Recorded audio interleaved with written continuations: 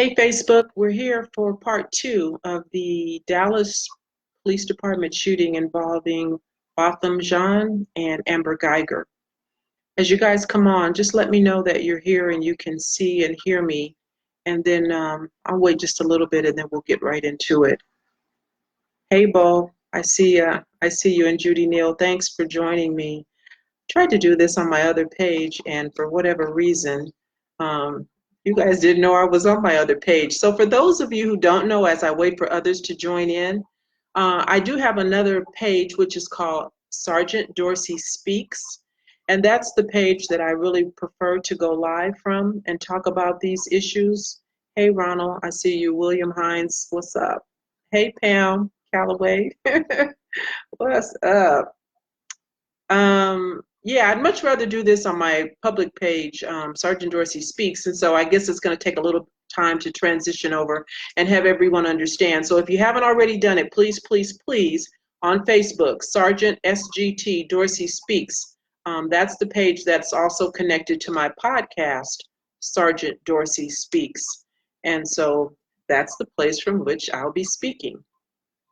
If you have some questions or some input that you want me to address, I'm going to try to do a little bit better job this time around about looking at the comments section so that I can respond real time to whatever it is that you're saying to me or asking of me. Hey, hey Pam, what's up, sis? So type to me there. I'll try and follow along and see what it is that you want me to address or speak to. But I really had no intention of coming back so soon, but this Dallas thing, this is really the gift that keeps giving, right?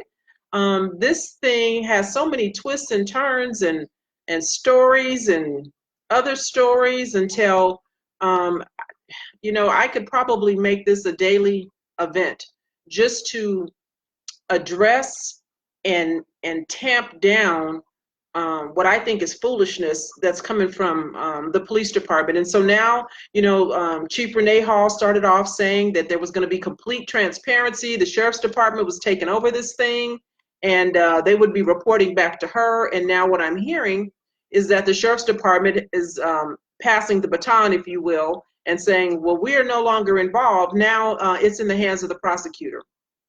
So the prosecutor is doing whatever it is that they do, and I don't know what that is. But now the sheriff's department, Texas State Rangers rather, they got the no-nots now, so they're not really talking much about what's going on and what's not going on. But there's something that I wanted to address, and you guys can check this out while we're talking. There was a really interesting article online, and it had a little video clip with Inside Edition, Jim Moray. Jim is my bud here in LA. He's had me on several times talking about a variety of things. And so Jim Moray went down to Dallas and met with the attorney that's representing the family. And he had an opportunity to go through the home of this young man. And what they showed on this video clip, Google it and check it out, Inside Edition, Jim Moray. What they showed is that, there was some talk about the door was ajar.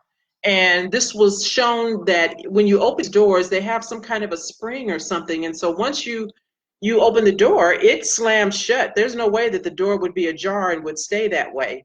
So, that kind of debunks that whole story. And it's almost like it's insulting, really, because, they're saying so much stuff. Hey, Tony, they're saying so much stuff that it's almost like they don't even really care if what they say is believable.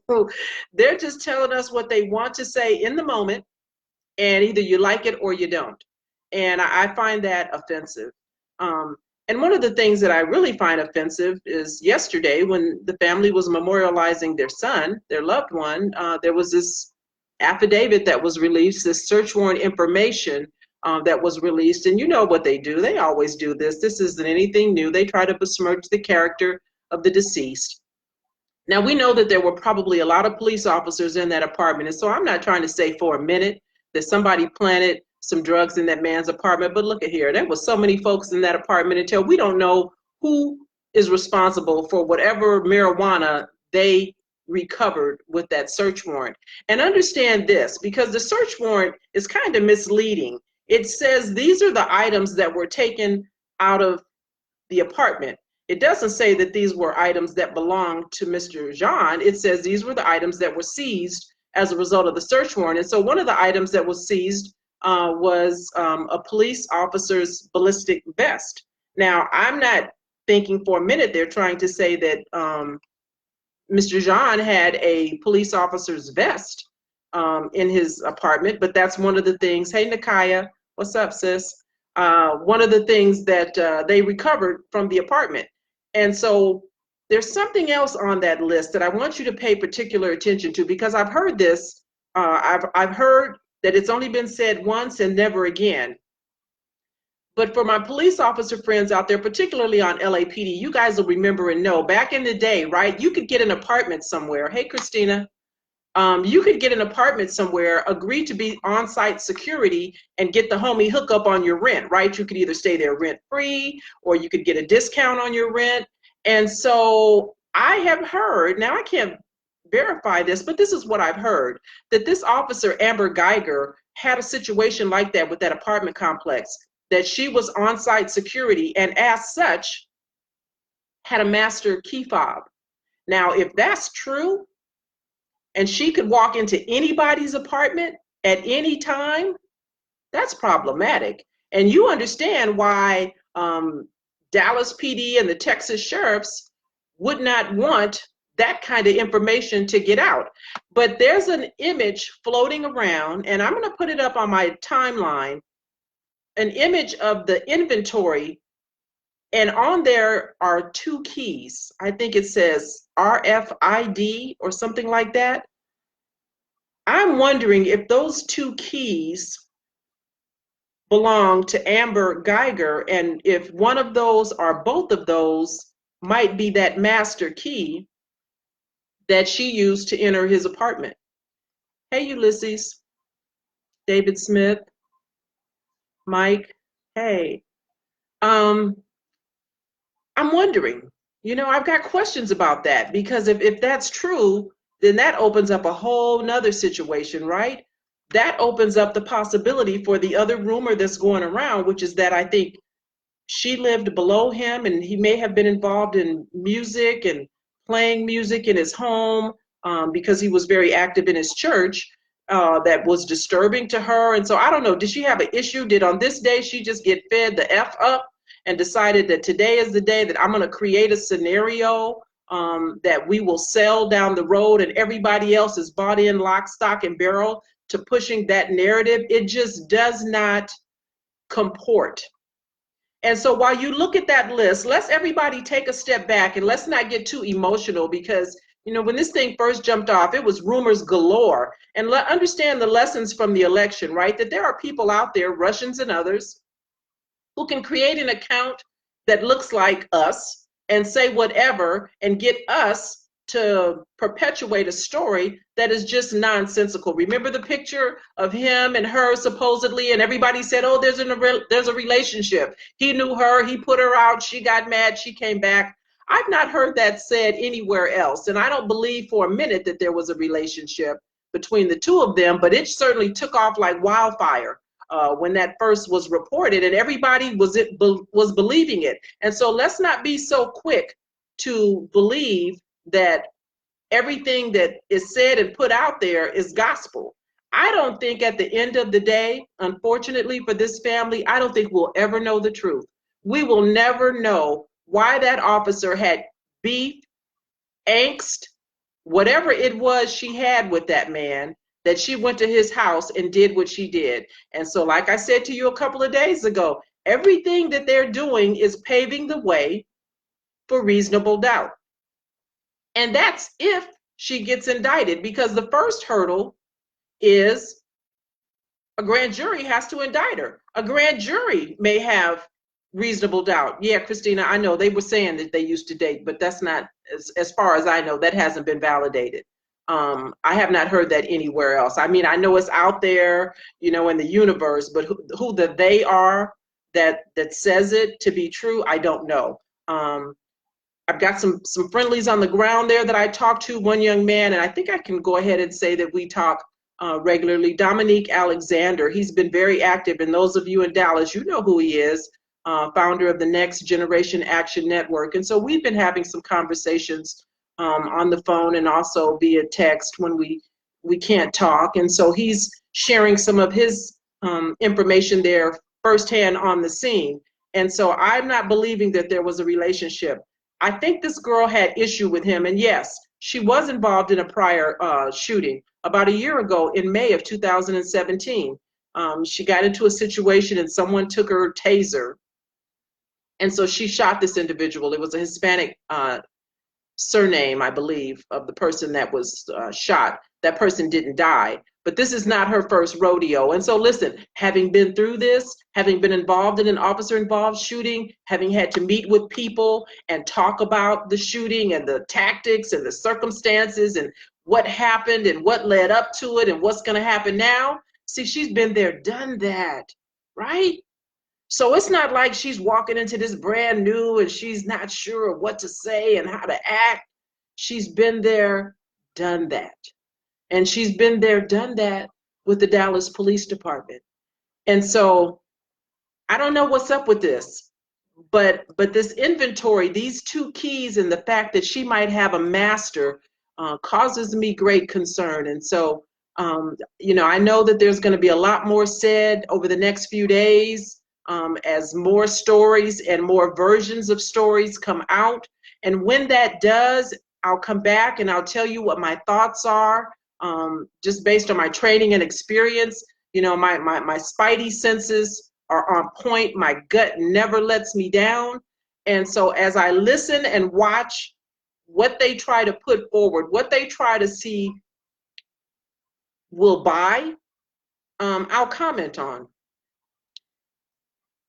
But this inventory, this master key thing, it sounds reasonable to me. That sounds believable. I know that, we did that here in LA. We would get access and privileges if we were willing to be called all hours of the night, whenever there was a problem in a complex. So if that's the case, that's a problem.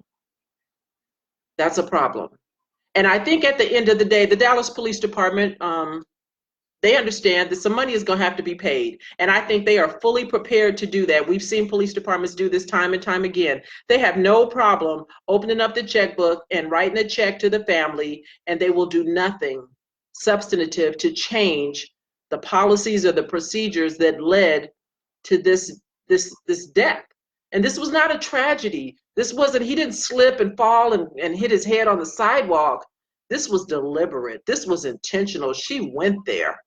She didn't suddenly lose her mind after she drove there from work and did everything. You guys probably seen this, that checklist, right? She managed to leave the police station. She managed to go to the right locker. She managed to do all of the things that she did until she got to that apartment. And then all of a sudden she gets confused. It just doesn't sit right. And they're protecting her. I believe that full-heartedly. Chief Renee Hall, yeah. I'm not sure. I'm not sure, sister girl. I don't. I can't abide by this. I wanted to withhold judgment until I saw that affidavit for the search warrant, and I saw that it was signed by a Dallas detective. Chief, did you know that warrant was being written that way?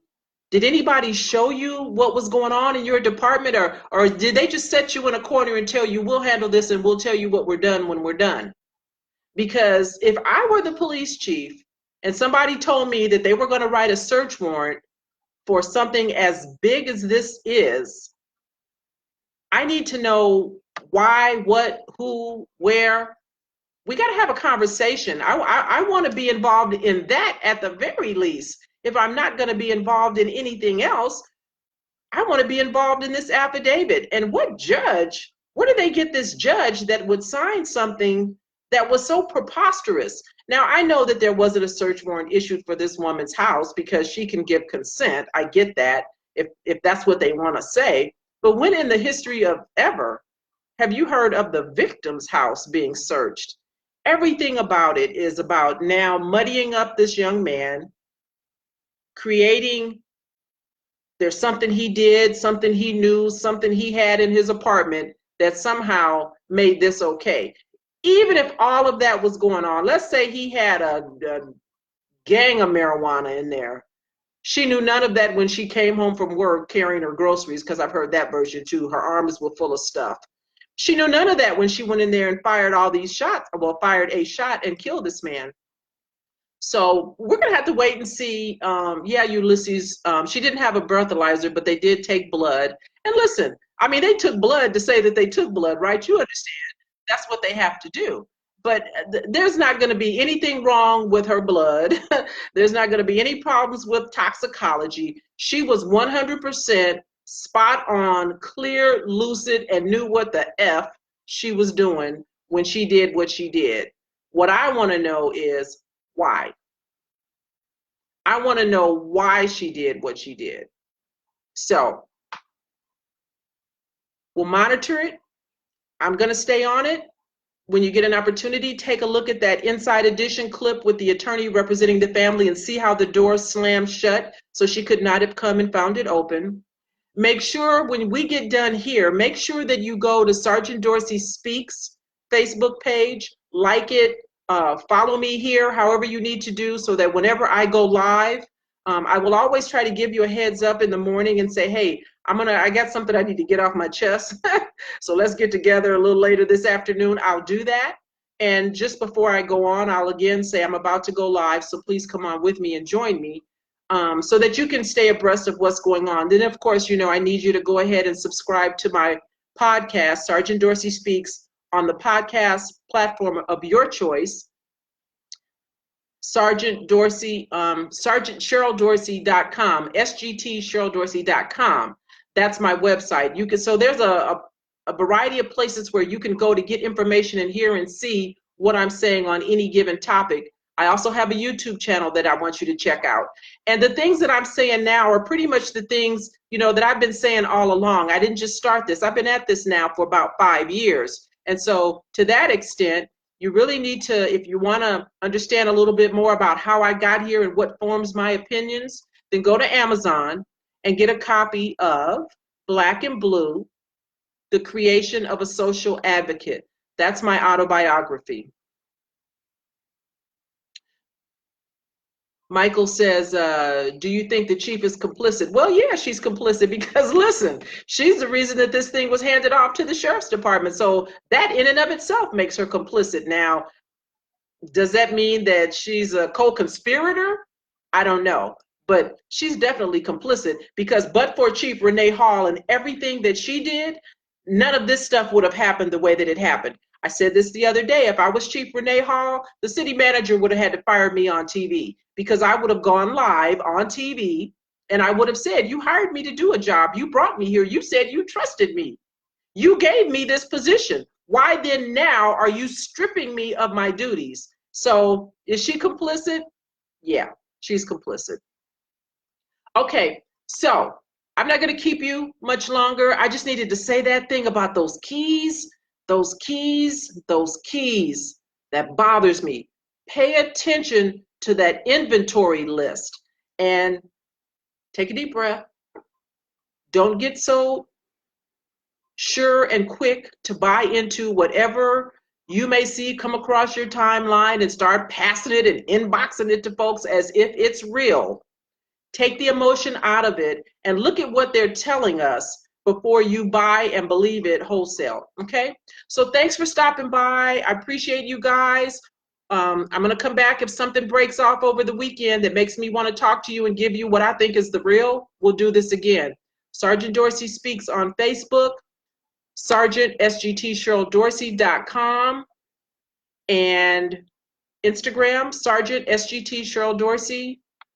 YouTube channel, Sgt Cheryl Dorsey. So you can just, Google Sgt Cheryl Dorsey and you'll find me on all sorts of platforms. I appreciate your support. I appreciate your input. Christina, you looking sideways in your building, girl? Yeah, I know, huh? Because you don't know who might come up in there in the middle of the night, right? Who would think that that would even happen? Most people don't understand that that would even be possible, that there could be somebody living in your building, aside from management, aside from the leasing office, who actually has access and the ability to come into your place. Bananas. Okay, we'll talk soon. Take care.